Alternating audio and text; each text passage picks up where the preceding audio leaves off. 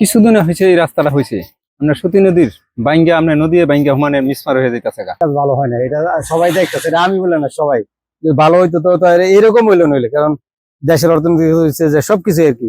তো আমরা যদি ভালো কাজ করতো তো আর আপনারা এখানে আসেন না, ঠিক না? আমরা সবাই কদম পূর্ণাঙ্গ ভাবে কাজটা যে সুন্দর হয়েছে, খুব ভালো হয়েছে, আসলে কিন্তু ভালো হয় নাই।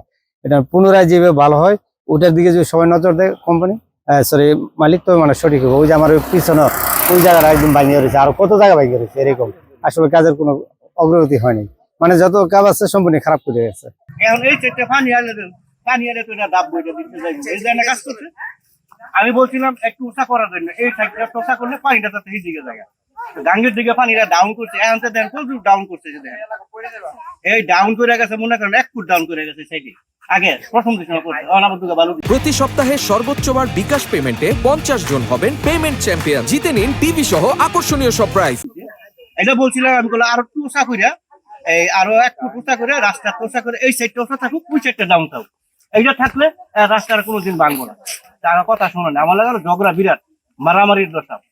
আমি এটা বলছি মতো আমার আপনি কি চাটা চান, আমি তোমরা টেলিফোন দাও, অসুবিধা চাটা চাই না, কি চাই দেখো আমার উল্টা। এই রাস্তা দিয়ে প্রায় সময় আসা যাওয়া করি, আমার বাসা রাজাবাড়িতে।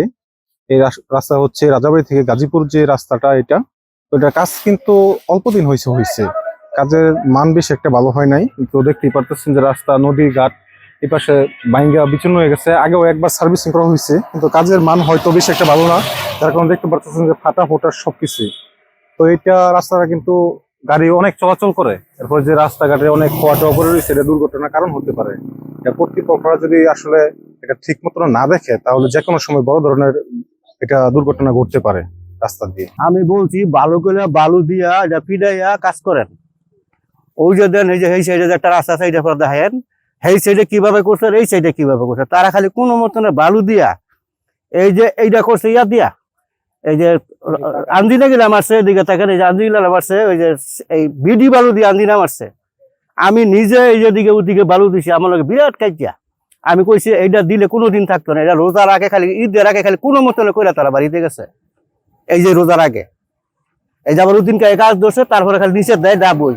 আমি বলছিলাম এইটা এদিকে বালুটা এই পর্যন্ত রাস্তাটা, এই পর্যন্ত এই যে ডাবছে দেখেন, এই পর্যন্ত রাস্তা আমি কইছি রুয়ারটা ভালো করে দইলা পরে আপনারা রাস্তাটা করেন, তার কোনো সমস্যা হইতো না। এরা কথা শুনে নাই, এরা বলছে কলে আবার করলে আমরা 1 বছর পর্যন্ত টাইম আছে, দরকার পরে আবার বলবো, আবার করবো, দরকার পরে আবার করবো, আমরা কোনো টেনশন নাই। আমরা 1 বছর পরে টেন্ডার মতো 1 বছর পর্যন্ত থাকে, এই দুই আবার কথা, আর কিছু না।